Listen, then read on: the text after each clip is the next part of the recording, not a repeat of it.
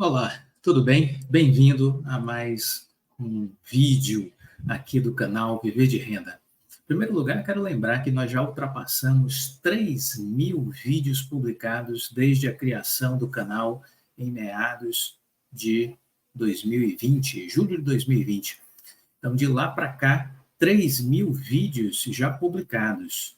Já publicamos mais de 3.000 vídeos. Muito conteúdo com uma vamos dizer assim, com uma carga do que aprendemos ao longo de nossa vida, tanto trabalhando como consultor de empresas, junto à alta administração de empresas nacionais e internacionais, bem como com a nossa experiência de mais de 17 anos de Bolsa de Valores.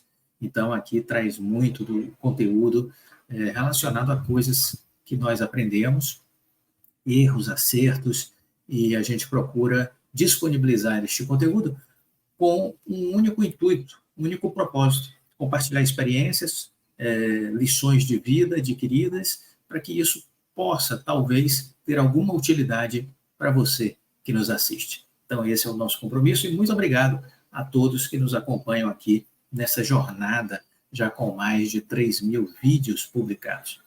Muito bem, eu quero começar pela educação, porque só a educação salva.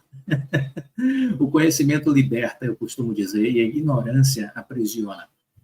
Então, as pessoas que desconhecem são ignorantes, ignoram, e elas ficam presas, aprisionadas pela ignorância. Então, só o conhecimento liberta. Então, você precisa investir em conhecimento. E o Brasil, este é o principal problema do nosso país: a educação, o conhecimento, que nós não temos. Esse é o problema. No novo teste do PISA, que é um teste internacional que avalia as nossas condições de educação, no quesito matemática, o Brasil ficou uma vez mais muito distante da boa parte dos países desenvolvidos. O Brasil ficou na 65ª colocação, e atrás de países como Colômbia e do Cazaquistão. Veja vocês, em ciência, na nota geral, o Brasil ficou em 61º, abaixo de Argentina e do Peru. Então, aqui a gente tem, por exemplo, uma disposição dos países mais bem colocados, 81 países, né, avaliados pelo PISA. Então, veja, Singapura em primeiro lugar, China em segundo, Taiwan em terceiro, Hong Kong em quarto, Japão em quinto, Coreia do Sul em sexto. Ou seja, continente asiático, hein, gente? Continente asiático, as 6 primeiras posições estão para lá: Singapura, China, Taiwan, Hong Kong, Japão e Coreia do Sul. Depois vem Estônia, Suíça, Canadá, os Países Baixos, Irlanda, Reino Unido, Polônia, Dinamarca, Bélgica, República Tcheca, Áustria, Austrália. Então, temos aí uma boa parte de países europeus na sequência do continente asiático, né? Eslovênia, Finlândia, Letônia, Suécia, Nova Zelândia. Então, está aí. A média da OCDE, que é o Clube dos Países Ricos, né? 472 pontos. O país mais bem colocado, que é Singapura, fez 575 pontos. Bom, na média geral, o Brasil está lá na 65ª posição, né? Está aqui ele, com 379 pontos. 379 pontos significa dizer muito longe, né? 379 pontos, muito longe dos 575 de Singapura, dos 552 de China, de 547 de Taiwan, de 540 de Hong Kong, de 536 do Japão, de 527 da Coreia do Sul, para ficarmos no comparativo com os principais, né? Agora, essa posição a gente está à frente aí de Argentina, de Jamaica, de Albânia, de Palestina, de Indonésia, de Marrocos, Uzbequistão, Jordânia, Panamá, Filipinas, Kosovo, Guatemala, El Salvador, República Dominicana, Paraguai e Camboja. Então, veja que os países que estão atrás de nós são países pouco expressivos, né, do ponto de vista do desenvolvimento. Agora, veja que estamos atrás de Albânia, de Jamaica, né, quando a gente olha escolas públicas. Quando olha o Brasil, juntando escolas públicas e privadas, aí a gente está atrás de Colômbia, Costa Rica, Macedônia do Norte, Arábia Saudita, Geórgia, Peru. Peru é melhor do que nós e muito, né? Tailândia, México, Azerbaijão, Montenegro, Malásia, Uruguai, Chile, Moldávia, Catar, Bulgária, Chipre, Cazaquistão, Mongólia, Romênia, Grécia, Emirados Árabes, Sérvia, Ucrânia. Estamos muito longe desses países, né? Agora, quando a gente dá um recorte e olha só a escola pública, ainda é pior a tragédia brasileira, né? Quando olhamos só a escola pública, nossa posição aí cai ainda mais, né? Cai ainda mais. Se você olhar só um país com escolas públicas, nossa posição ainda seria pior. O que nos salva e nos coloca nessa posição, de 65ª posição aí, o que nos salva são as escolas privadas, porque elas, se fossem um país, estariam em 39º lugar. Está vendo? Aqui, escolas privadas. Os alunos de escolas privadas fizeram 456 pontos. Ou seja, o ensino privado particular é muito melhor do que a escola pública. Olha aqui, escola pública, 366 pontos, em 69º lugar, se fosse um país. Brasil, das escolas privadas, se fosse um país, na 39ª colocação, com 456 pontos. Isso diz muito sobre o nosso país, né? Isso diz muito sobre o nosso país. E se a gente pegar apenas a elite das escolas privadas, ou seja, as melhores, estaríamos ainda mais à frente. Estaríamos na posição 471, à frente, por exemplo, de Itália, de Vietnã, de Noruega, dos Estados Unidos, vejam vocês, né? As nossas melhores escolas particulares ainda nos aproximariam ainda mais da média da OCDE, que são 472 pontos. Ou seja, o Brasil é um país desigual. É um país desigual. E isso se reflete pela qualidade de educação. 7 em cada 10 jovens não conseguem fazer as operações básicas da matemática. São o que a gente chama de analfabetos funcionais. Estão excluídos de qualquer chance de ter sucesso na vida. Excluídos de qualquer chance de ter sucesso na vida. Então, educação é a prioridade. Mas, infelizmente, entra governo, sai governo e pouco se faz pela educação, falta compreensão ou boa vontade mesmo, compromisso. Os países que conseguiram se desenvolver, como China, Coreia do Sul, Singapura, tiveram compromisso. Gente séria à frente dos governos e da área educacional. Colocar a educação como prioridade. Prioridade. Não é o caso aqui. Não é o caso do Brasil. Não tem sido, infelizmente. Eu costumo dizer que as pessoas que atendem a nós, investidores, na Bolsa de Valores, né? Pessoal de banco, de corretora, não tem compromisso conosco. Eu costumo dizer isso. Por que eu digo isso? Experiência. Minha experiência foi essa, então eu falo da minha experiência. O gerente do banco não é uma pessoa adequada para cuidar dos meus investimentos. E as pessoas que trabalham nas áreas de investimentos, nos bancos e nas corretoras, estão preocupados em gerar ganhos para elas, não para nós. Então, isso você também precisa entender. E eles ganham muito bem. Eu queria mostrar isso para vocês. Os salários e bônus na Avenida Faria Lima, coração financeiro de São Paulo, caíram, mas ainda chegam a 1,6 milhão, em média, no ano. Ainda chegam a 1,6 milhão, em média, no ano. Né? Então, está aqui uma imagem dos prédios lá da Faria Lima, né? E a Bloomberg fez essa matéria. Depois de um ano desafiador, as remunerações do setor estão em queda no Brasil, mas, né, ainda se paga muito bem. Né? Vejam vocês, a maior fatia do chamado Total Comp é formada por uma parcela variável, atrelada ao desempenho e performance. Em média, o mercado financeiro paga entre 2 e 3 salários em bônus, de acordo com Juliana Franca, gerente executiva da Michael Page. No levantamento, há posições em bancos de atacado, varejo e digitais, em que o bônus médio corresponde até 6 salários. Caso nas áreas de produtos e risco, além do cargo de diretor de auditoria, apesar de uma melhora nos meses mais recentes, o mercado de capitais tem sido pressionado pela taxa Selic de 2 dígitos. Na renda variável, o volume de captação em outubro foi menor do ano, cerca de 214 milhões. As maiores remunerações são os cargos que ultrapassam a casa do 1 milhão no ano. E aí estão os de head de risco de mercado, head de auditoria, diretor executivo de produtos, diretor executivo comercial e senior private banker. No levantamento, as 10 principais remunerações aqui estão, né? Salários variam entre mínimos de R$ 756.974, salário anual, a um máximo de R$ 1.583.000, no caso aqui do vice-presidente executivo de produtos, o vice-presidente comercial, entre R$ 756.974 e R$ 1.501.000. Os senior de private banker ganhando entre 567 e 1.139.000, senior corporate banker ganhando entre 543 e 983.000, e por aí vai.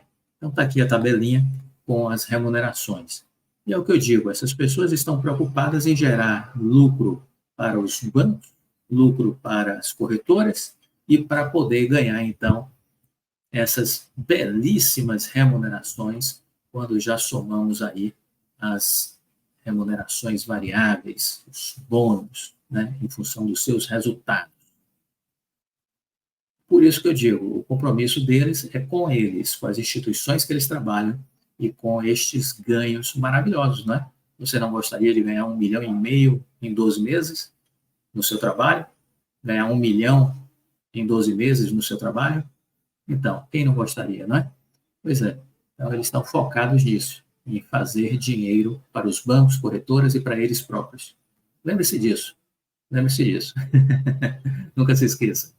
Bom, uma outra coisa que eu queria destacar nesse vídeo, a propósito, nós já divulgamos uma parte do relatório de janeiro, viu? Uma parte do relatório de janeiro acabamos de divulgar da seleção de empresas. Assinante, veja, por favor, o seu e-mail ou acesse a plataforma do Nutror para ver o seu relatório de janeiro. Parte 1 já foi divulgada, ok? Então, não se esqueçam de dar uma olhada no seu relatório de janeiro, que nós estamos antecipando agora, ainda em dezembro, com algumas informações que julgamos ser importantes, certo? Olha, essa matéria me chamou a atenção, fala da minha cidade, de Salvador, e por que eu quero destacar ela?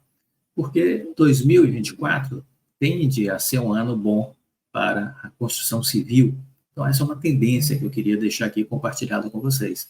Tende a ser um ano bom para o setor da construção civil. Fiquem atentos a isso, ok? Incorporadora lançará complexos de luxo de 1,1 bilhão em antigos hotéis de Salvador. Quem conhece Salvador vai se identificar. A construtora é a Moura do B, que planeja dar vida nova aos imóveis em terrenos onde funcionavam os hotéis Bahia Autumn Palace e o antigo Le Méridien, que depois virou Pestana, né? Então, quem conhece Salvador e a orla de Salvador vai se identificar e vai entender que o Autumn Palace estava ali na região de Ondina, né? Que vem da Barra para Ondina, e o Le Méridien, depois Pestana, já ali no Rio Vermelho, né? A incorporadora Moura do B vai dar vida nova a 2 edifícios muito famosos de Salvador, mas que estavam desativados já havia alguns anos. São os imóveis nos quais funcionavam os hotéis Bahia Autumn Palace e Pestana. A companhia vai lançar em 2024 2 empreendimentos de luxo que combinarão residencial e hotelaria no lugar dos 2 prédios antigos. Junto, eles devem movimentar 1,1 bilhão em vendas, certo? A empresa já arrematou os 2 imóveis e pretende aí revitalizá-los na vida nova. Aqui está a foto do antigo Le Méridien, que depois virou Pestana, e que também foi fechado. Veja que ele tem uma área gigantesca, tá vendo? Ó, vem até aqui embaixo. Começa aqui a entrada, e tem os estacionamentos aqui. Aqui funcionava um antigo complexo de convenções, tá vendo? E aqui a torre do hotel, a piscina cá embaixo, que também tinha alguns apartamentos, tá vendo? E essa vista maravilhosa, uma vista lindíssima, viu? Uma das vistas mais bonitas que a gente tinha aqui nessa área de Salvador. Então, tá aí, o projeto vai ser implementado a partir de 2024, serão os maiores lançamentos da empresa Moura do B em Salvador, né? E deve aquecer, né, os negócios, a economia local. São imóveis icônicos, estavam fechados, abandonados, criando cicatrizes para a cidade. Então, o intuito deles é essa revitalização, e vai ter aí um complexo de edifícios envolvendo salas comerciais, apartamentos, resort, estúdios, lojas, restaurantes, e apartamentos com opções para hospedagem. Vai ter uma empresa que vai administrar toda essa parte hoteleira, né? Mas vai ser residencial também, para curta duração. Enfim, um empreendimento ambicioso, tanto em um como em outro, né? Tanto no caso do antigo Pestana, como também do Alton Palace. E eu trago isso, primeiro, porque é uma satisfação ver a reocupação dessas áreas aqui em Salvador, né? Isso vai gerar muito emprego na cidade, é uma prova da revitalização da construção civil, e essa é uma tendência que eu queria deixar claro para vocês, que deve se consolidar, se fortalecer no país ao longo de 2024 e dos anos seguintes. É o que a gente entende. Vai ser um ano forte também para o Minha Casa Minha Vida, né? É o que a gente está esperando para 2024. Em São Paulo, vai ser lançado um empreendimento pela MRV de valor estimado aí acima de 3 bilhões de reais. Projeto realmente robusto e ambicioso. Fiquem atentos ao cenário econômico, fiquem atentos à construção civil, que tende aí a se fortalecer no que concerne aí as empresas que estão aí nesse setor, certo? Eu queria aproveitar também e falar um pouco de Vale. Tenho falado muito sobre ela em alguns vídeos. A ideia é exatamente mostrar como a empresa está se comportando, o que esperar dela, né? O que esperar dela. O JP Morgan vê perspectivas positivas de curto prazo para o minério de ferro e reiterou recomendação de compra, tanto para a Vale como para a CSN Mineração. O JP Morgan ainda vê algum potencial de valorização.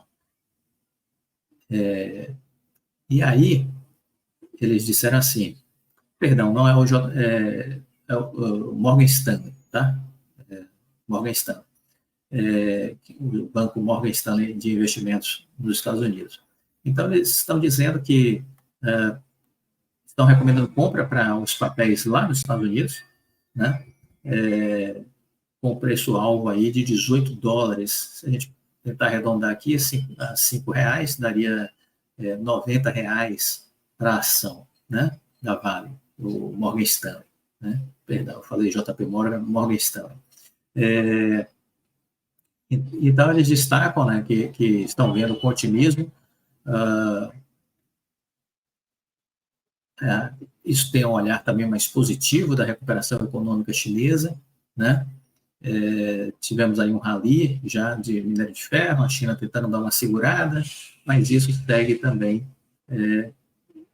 para cima, né, o minério de ferro, em função de lei de oferta e procura versus a própria limitação estrutural da produção, que as empresas, as gigantes do setor, as australianas e a Vale, reduziram propositalmente as suas produções. Consequentemente, hoje a oferta é superior, é inferior à procura, a demanda está maior do que a capacidade de entrega. Isso faz com que os preços subam naturalmente, né? Leis básicas, essenciais do mercado que precisamos entender. Nesse aspecto, então, a gente tem visto e tem falado de Vale desde que ela fez as mínimas ali na casa de 62, 60, 58. A gente dizia, olha, nas correções temos oportunidades quando a gente olha para a Vale, né? Abordamos isso de uma forma mais estudada no nosso material da seleção de empresas, né? Fizemos um estudo sobre a Vale para os nossos assinantes e tem sido alvo também de conversas semanais na nossa mentoria, né? Aí uma outra matéria que saiu no Estadão Investidor, como a Vale pode surfar na alta dos preços do minério de ferro? Como é que ela pode fazer, pegar essa valorização, né? E aí tivemos aqui algumas análises, a alta do preço do minério de ferro no mercado internacional vai influenciar na redução de perdas das ações da Vale no acumulado de 23 e melhorar os resultados da empresa nos próximos trimestres. Então, a gente vai ver aí o quarto TRI da Vale já sendo muito, mas não é pouco não, é muito beneficiado pela alta do minério de ferro, que está trabalhando aí na região de $130 a tonelada, ou um pouco mais, né? O minério de ferro lá na bolsa de Dalian, na China, já subiu 17% nesse ano. A valorização foi suficiente para melhorar o ânimo do mercado com relação à Vale. O papel da empresa vem subindo e continuará subindo. Os alvos são R$ 80 e depois 90. Segundo o Renato Schenes, da Ágora, o avanço da cotação nas últimas semanas é reflexo de uma relação favorável entre oferta e demanda, o que pode manter a cotação na faixa de $135 no minério de ferro no mercado internacional. Temos visto cada vez mais os estoques de aço caindo na China, isso faz com que a disponibilidade reduza e influencie na alta do preço. Então, oferta e procura, a gente falou sobre isso aqui, né? Com a maior demanda, as margens das siderúrgicas aumentam e permite que as mineradoras possam vender o minério de ferro a preços mais elevados para a produção de aço. Há um claro posicionamento do governo chinês em aumentar o seu déficit público para financiar obras de infraestrutura. Isso influencia na alta do eixo da demanda e reduz o eixo do estoque. O cenário mais favorável deve ajudar a mineradora a entregar ao mercado resultados melhores ao divulgar o seu balanço do quarto TRI. Resultados melhores no quarto TRI. Nos meses de julho a setembro deste ano, a companhia apresentou um lucro líquido de 2,8 bilhões. O valor, apesar de ser uma cifra bilionária, tinha representado um recuo de 37% em comparação ao mesmo período do ano passado. A Vale realizou agora recentemente o Vale Day, foi feito lá no Reino Unido, em Londres. Na ocasião, o vice-presidente executivo de finanças da Vale e relações com os investidores informou que a mineradora pode elevar o seu EBITDA em $4 bilhões nos próximos 2 anos. Então, está aí esse Vale Day. Nós falaremos mais sobre isso na seleção de empresas e nas nossas mentorias. Segundo informações do broadcast, a empresa almeja reduzir o custo caixa C1 da mina ao porto para $20 por tonelada em 2026. Nesse ano, o custo deve fechar em 22,50. Estamos entregando eficiência de custos e compensando efeitos inflacionários. Estamos implementando a redução de custos acelerada e otimização das compras. Nos próximos anos manteremos o CAPEX controlado e eficiente para sustentar a produção. Então, está aí. A Vale dando bons motivos para nós seguirmos acreditando nestes alvos em 80, 90 reais. Em 80, 90 reais. Falei de que a Vale está se beneficiando dessa alta do minério de ferro, né? E essa alta sempre quando começa a pressionar muito para cima lá na bolsa na China, né, em Singapura, o governo chinês tenta de alguma maneira exercitar algum mecanismo de controle. Vamos lembrar que o capitalismo chinês é um capitalismo de Estado, né? Então, durante o Vale Day, foi um evento lá de Londres que eu citei, o presidente da Vale, o Eduardo Bartolomeu, ele disse que a China, embora seja o maior comprador, não pode controlar o preço do minério de ferro. Então, foi a declaração do Eduardo, CEO da Vale. A China pode ser o maior importador mundial de minério de ferro, mas mesmo essa posição não significa que o governo de Pequim tenha o poder de ditar os preços do insumo, disse o presidente da Vale. A China vem aí tentando, de alguma maneira, dar uma segurada nessas altas do minério de ferro, e o produto ele é controlado, vamos dizer assim, pela dinâmica das grandes empresas do setor. E aí a gente está falando de Vale e das australianas, a BHP e a Rio Tinto, que juntas dominam a produção global, né? Mas, de novo, essa tentativa chinesa ela pode segurar durante algum tempo, né, mas não consegue sustentar no médio prazo, porque a regra da economia vai guiar os preços, né? A regra é oferta versus demanda, e essa imposição não se sustenta diante desta realidade. O minério de ferro desafiou as previsões de queda, ao subir cerca de 16% nas últimas 6 semanas. Estamos gravando esse vídeo aqui no final da semana de 10 de dezembro, né? Então, o minério de ferro vem suportando essas altas aí. O metal é negociado acima de $130 no dia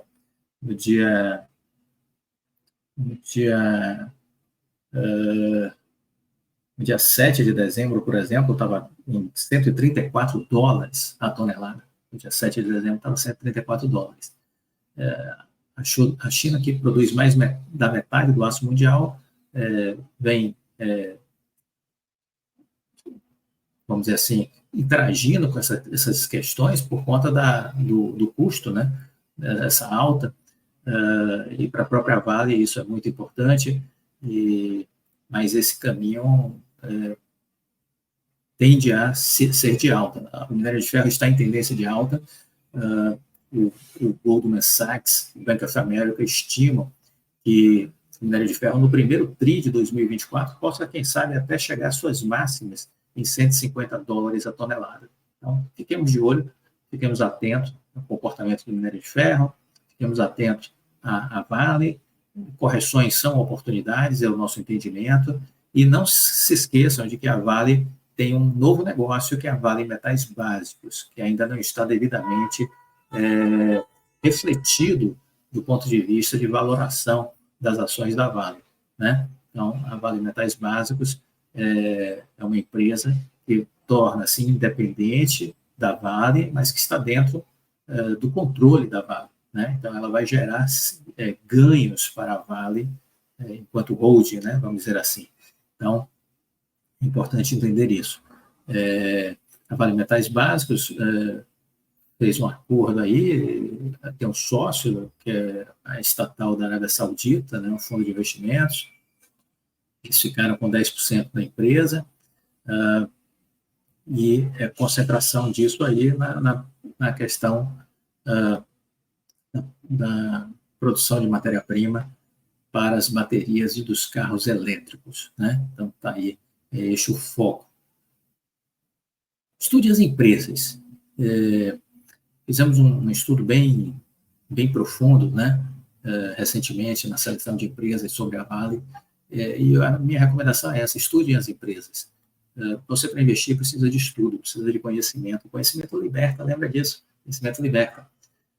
A ignorância aprisiona. Então, vamos trabalhar pela nossa libertação. Vamos falar um pouquinho de Oi, mas eu quero também, já nesse momento do vídeo, externar os votos. A gente já está fazendo isso, né, de externar os votos de Feliz Natal, que o ano novo que se aproxima seja um ano excepcional, que seja um ano maravilhoso. Eu espero que vocês possam curtir com suas famílias, seus conhecidos, seus amigos, e que celebre a vida, seja mais otimista, foque no positivo, esqueça a negatividade, não fale mal de pessoas, não tenha inveja sobre as pessoas, seja uma pessoa generosa, seja uma pessoa boa, pratique o bem. Isso tudo retorna em termos de positividade para a sua vida, acredite nisso. Fazer o mal, tentar denegrir as pessoas, ter inveja, despeito, não nos leva a lugar algum, só faz atrasar a vida, acredite, viu? Eu falo isso com meus anos de experiência de vida. Então, seja uma pessoa do bem, fazer o bem faz bem. Olha, essa notícia, vamos encerrando o vídeo, mas trazendo essa notícia, hoje teve sinal verde da Justiça com relação a essa questão do refinanciamento aí de um empréstimo via BTG, né? Nós tínhamos aí uma problemática nessa questão. A Oi foi buscar um refinanciamento de uma dívida que ela tinha com credores junto ao BTG Pactual. Precisava do aval da Justiça, e a Justiça finalmente deu, né, que cuida da recuperação judicial. Estamos falando aí de um valor de 300 milhões que a Oi tinha captado junto a credores, e esse valor foi dado em garantia 95% das ações que a Oi tem na Vital. Os fundos do BTG controlam hoje a empresa de infraestrutura. Os novos recursos serão redirecionados para o pagamento de um empréstimo que a Oi tinha captado com os credores em junho, da ordem de 200 milhões de dólares, né? E havia ainda a tentativa de uma outra linha de financiamento que a Oi buscava, da ordem de 75 milhões de dólares, mas que acabou azedando a negociação com os credores, né? E por isso também a gente não viu ainda avançar o acordo com os credores para a recuperação judicial, a segunda, porque a briga já está aqui, nessa parte aqui do financiamento emergencial que a Oi estava negociando com os credores. Eles liberaram uma parte e na segunda parte deram para trás, né? E aí a Oi foi buscar um socorro junto ao BTG e quando fez isso, esses credores questionaram a juíza que cuida da recuperação judicial sobre isso, né? E a juíza acabou analisando a questão e liberou a Oi para fazer essa contratação com o BTG. Ou seja, quais são os problemas que a Oi tem? Eu diria, em primeiro lugar, a dívida, né? Uma dívida na casa de 23 bi. Vamos lembrar que nos cenários que nós estudávamos a Oi, a gente cogitava que a Oi ia sair da recuperação judicial, a primeira, com uma dívida na casa de 14 bi. Isso não foi verdade. A Oi não saiu com uma dívida de 14 bi, saiu com uma dívida de 23 bi. 23 bi e subindo, e boa parte dessa dívida é em dólar. Então, nós estamos tendo esse problema. Então, a dívida veio muito além.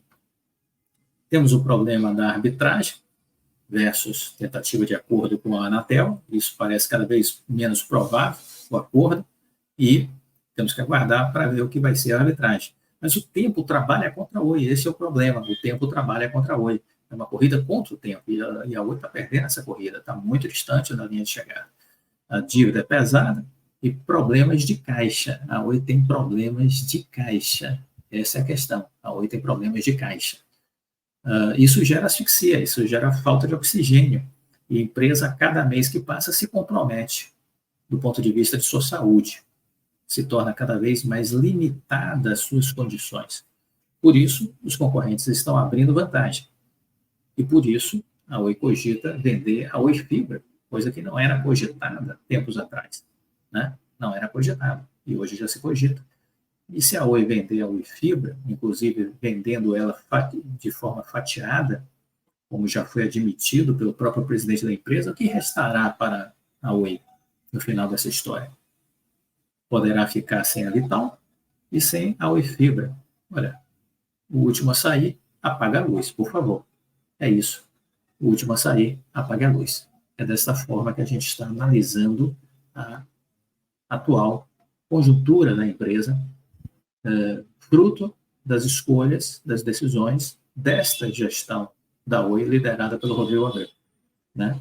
Então, a coisa deteriorou muito ao longo deste ano. Deteriorou muito ao longo deste ano. Muito bem. Então, reforço aqui uma vez mais. Fiquem atentos. A seleção de empresas, a parte 1 já foi liberada, de janeiro, né?